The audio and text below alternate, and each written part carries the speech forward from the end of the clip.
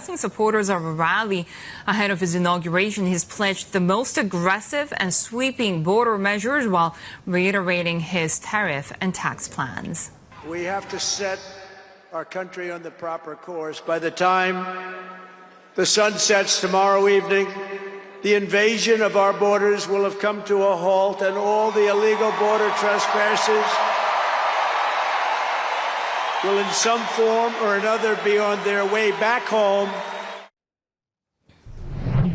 Senior editor Derek Wallbank joins us now with more on this. And Derek, we're just gearing up for another busy 4 years ahead. Of course, we had Trump 1.0 and just a barrage of news and headlines that the president made back then. We haven't even gotten started. Already we heard about a potential U.S.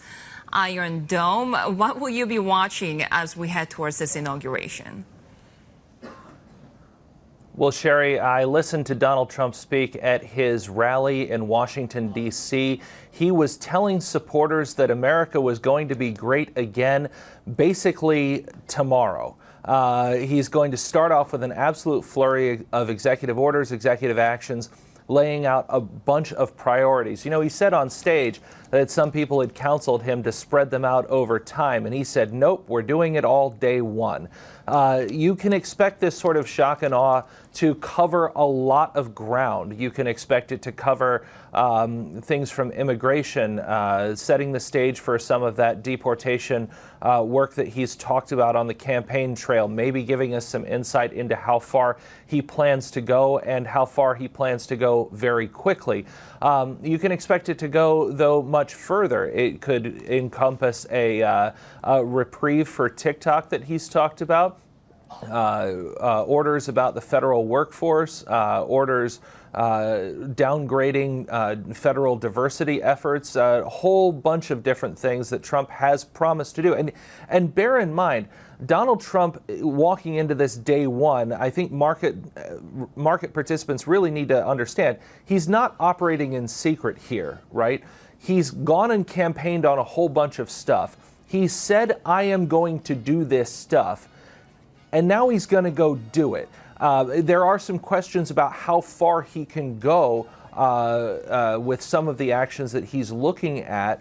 But remember that the Trump team is perfectly aware of the fact that they have what they see is a judicial system that is probably going to lean toward their interpretation of a lot of things, one, and two, would take time to get into gear if it were going to try and stop something. So the Trump team really, with that plus Republicans controlling the House, Republicans controlling the Senate, feels like it's operating with a bit of a free hand here. Yeah, Derek, in terms of the Trump team, we heard a lot of supporters speaking at that rally today, among them Hulk Hogan, John Voight, also J.D. Vance, obviously, but Elon Musk addressed the crowd as well. Let's have a listen to what he had to say. This victory is the start, really. What matters going forward is to actually make significant changes, cement those changes, and set the foundation for America to be strong for a century, for centuries, forever. Yes, so Elon Musk obviously emerging as a very influential figure in this administration. It's safe to say any lobbyist with a path to Elon Musk now has one to the president. Yeah, absolutely. Look, if you pair the world's most powerful man with the world's richest man, you've got quite an alliance, don't you? And Musk has spent millions of his personal wealth to get Trump elected. Now he's gotten exactly what he wants. Now, from a purely parochial view, Musk has a ton of business before the U.S. government. He is a major federal contractor across a bunch of different lines, and so there certainly is that aspect to it. But remember, Musk is also going to co-lead this unofficial Department of Government Efficiency, which, while it may not be a cabinet-level department or indeed, official part of the federal government as is, it is planning to be highly influential in terms of potential government cuts in terms of spending priorities, possible reductions. And so if you're someone with business before Trump's Washington, you very much want to get in Elon Musk's ear.